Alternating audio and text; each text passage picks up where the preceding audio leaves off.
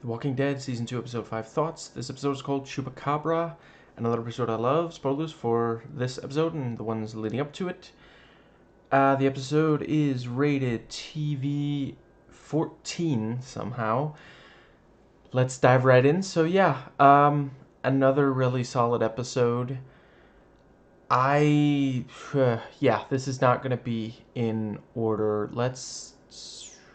Daryl, a lot of great moments for him. I like the bit with, they want slushies in hell. I appreciate the, sweetness between him and Carol.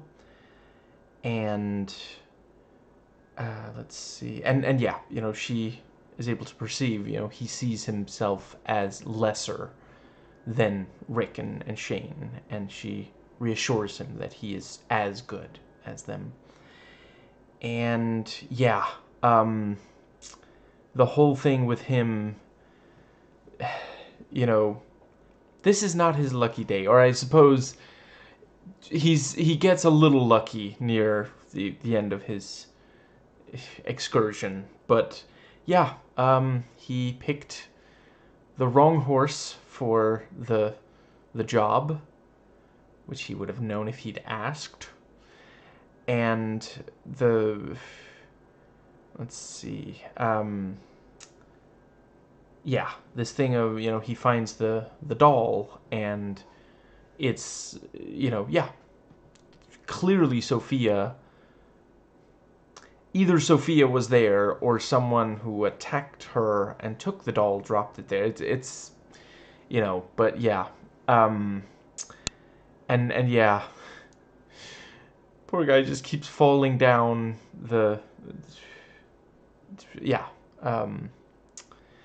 rolling downhill, and even lands on his arrow and the whole thing. I quite liked him hallucinating Merle. So I guess that does just run in the family. They'll hallucinate when they're in a bad spot, and the little bit that clarifies, yeah, for sure this is a hallucination, because we see that Merle still has his hand. And yeah, if I'm gonna say every single positive thing I have to say about Michael Rooker, will be here all day, but just as usual, excellent. I really like the little details we got about the relationship and them growing up. This thing of, Merle thinks that he was trying to make a man out of Daryl, whereas Daryl felt like he was never there. And, the sometimes it can be corny. Here I think it works. This thing of, we're getting insight into what the character is thinking by seeing the character imagine someone saying these things. This thing of, they don't think you're anything. That as Carol later, expresses that she perceived and disagrees with his perception of. I like Merle using Democrat as an insult. He would. And yeah, good detail that, he, near the end of the first hallucination, Daryl imagines that Merle is like pulling at him, and then he comes to and realizes it's a zombie. And yeah, some really, really great stuff there. Him having to fight it off. It just such a badass, and he gets the arrow out. Man, and I love the bit where he's like straining to pull it, because if you've never, I was fortunate enough, when I was in fact 12 when, my father trained me in use of bow and arrow. I'd probably be terrible at it today. I haven't kept up with it. I don't know that I was any good back then. Anyway, one thing you learn is core muscles, real important for, what's it called? Pulling back the bowstring? Drawing, I think it's called in English. He taught me in Danish. Drawing the bow takes it really does a number on your core muscles. That's going to be difficult when he just took an arrow to the side. He can still be an adventurer. It wasn't to the knee. And yeah, he manages and shoots it right in the face, and it, as it falls, the arrow gets pushed further in. Also great when he, the yeah, another one of them, he, yeah, used a branch, not of government, not of U.S. government. It's actually slightly more useful than one or more of the branches of American government in recent years. Thanks a lot, conservatives. Now, let's see. Right, I like the thing with, you really believe in a Chupacabra? Do the dead walk. And yeah, he does manage to get back out of there. And then Andrea Oakley, I really appreciate that they did make it clear she genuinely couldn't see, the sunlight. She just saw, a humanoid stumbling. How was she supposed to know that Daryl was wounded? And, yeah, she does feel bad afterwards. Dale beat me to making a joke about how everyone at one point or another have wanted to shoot Daryl. And let's see, yeah, genuinely really effective as all of them run towards, and like Rick points out, no, Herschel doesn't want us killing the walker, he wants to deal with walkers himself on his property, something along those lines, and yeah, he does grab the gun because it just, just in case, runs after them, and they realize, and unfortunately, he's taken a page out of Andrew Scott's manual for war and made himself an ear necklace. And yeah, it's real lucky that Annie only grazed him with the bullet. And I think that does pretty well cover, let's see. Yeah, more great stuff with Shane. I have a bad feeling that he's not going to be on the show forever because there's so much fatalism going on with his character. I'm trying not to think too much about his ultimate fate, but yeah, great stuff between him and Rick. The thing about, bragging about who he slept with in high school, and the thing of, making hard choices, and then Laurie says that's the easy choice, which was a really great line. And it is, again, like, you can understand where he's coming from, and as he points out, he is genuinely just thinking about how to protect Laurie and Carl. And I think that pretty well covers that. So there's, right, yeah, the relationship between Rick and Herschel is strained somewhat by, the horse and then the 17-year-old, and yeah. And I think that does just leave Glenn. So yeah, he continues to be adorkable and tiny little bit of a screw up. The flirting at the start with the, he's there with the guitar, and I think her name is Maggie. She comes out and she's like, "You gonna play the guitar at me?" And he's like, no, I'm no good at that. And unfortunately, in the hurry to escape the zombie apocalypse, I did not pack any of my DVDs, my DVD player, a TV, so I also cannot show you The Godfather and talk all the way through it. I still have 11 condoms, and she's like, that's just 11 more minutes I'll never get back. Yeah, that's a 1 star, Glenn, is what that is. Yeah, and he he puts the hand on the wall, he's like, you're thinking about spending more time with you, and you're spending more time with me, and you should. And she just walks off because like, yeah, just. Let's see, and I think that brings us to him talking to Dale, which, yeah, Glenn, don't tell anybody else about that theory. I'm with Dale on this one. That is just, yeah. And yeah, Glenn tells, yeah, the thing about, okay, back up. How do you know Maggie wants to sleep with you? And Dale is like, dude, no, that was a mistake.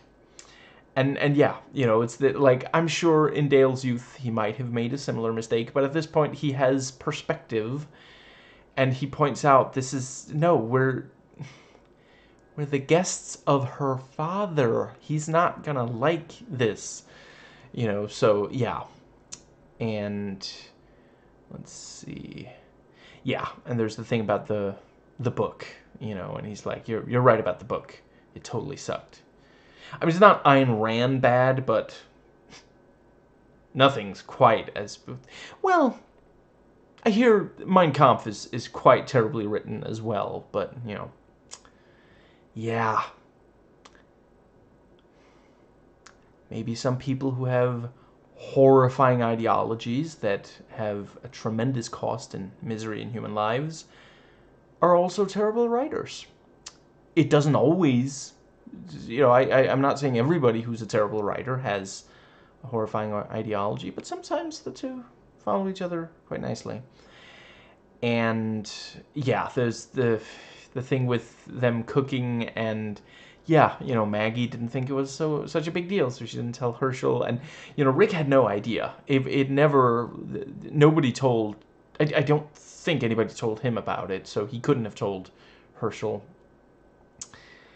And let's see, then we have the so the dinner itself, quite tense, and it's one of those things where, like, if they had known that Herschel was starting to feel like they were wearing out their welcome, like it's this thing of like it's understandable that they would think, let's see, was it Carol and Laurie were the ones talking about it. Yeah, I think it was Carol's idea. Makes sense that she would think, it's a way to repay his hospitality. She didn't realize how tense things had gotten, and this, yeah. And yeah, it's again, I'm not saying all women, are like, I mean, no one's perfect, and I'm not saying that all women are like equally good, all amazing. But this is again a case where, yeah, she as woman thinks, I got to get my mind off. I got to do something constructive and healthy to take my mind off Sophia, and this would be a nice thing to do for Herschel, and yeah, just the you can understand how she came up with the idea. And yeah, the dinner, very tense, and then Glenn is like, so anybody play the guitar, because Dale found a really cool guitar, maybe somebody plays. And then I think, crap, me and names, I think Herschel's wife is like, Otis played, and Herschel's like, yeah, he was real good too. And Glenn's like, I was just trying to lighten the mood. And Herschel's like, who always lightened the mood? Otis did. And Glenn's like, I'm sorry. And then Herschel's like, Otis is sorry.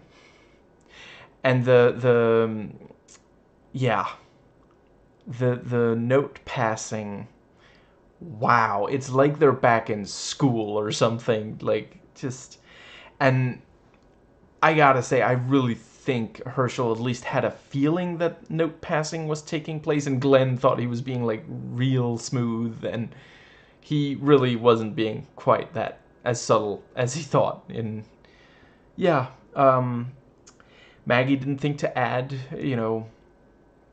please do not suggest the hayloft to the note that she wrote. And I do love, when she reads it, at first it just sounds, when we read it, we think, oh, adventurous.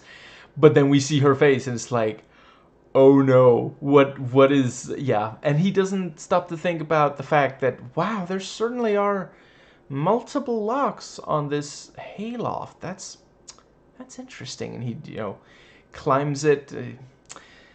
This isn't really Maggie's house, is it? And, flashlight and a lot of walkers, and they become agitated and start trying to open the door, which, like, oof. And Maggie, yeah, clearly knew about it and says the words, "You weren't supposed to see that." Which, like, I don't think Glenn was thinking that that you were, surprise, I trained these walkers to sing happy birthday, and I did notice that yours was coming up. So I think I have an idea of why there are walkers in there, but I think I'm going to hold off until, because I feel like this is probably going to get answered in the very next episode, and I'll talk about my theory there.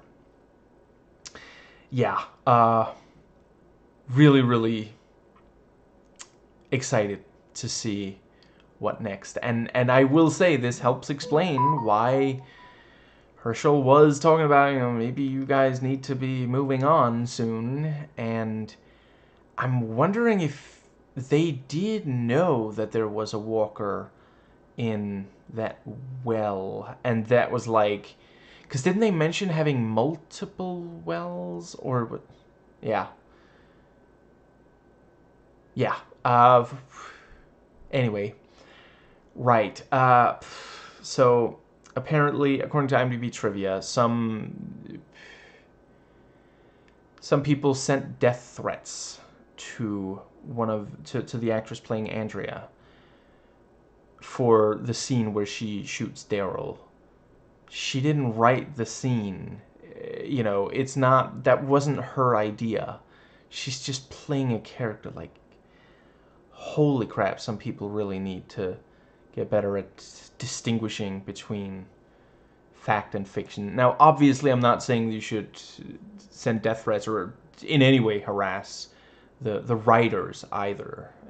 Just like, there's a way to express that you wish that hadn't happened on the show, and that you maybe feel frustrated with the character of Andrea without attacking actual people. Like, yeah. I forget, does parasocial relationships, is that only when the person is real, or does that also go for when the person on the other end is fictional?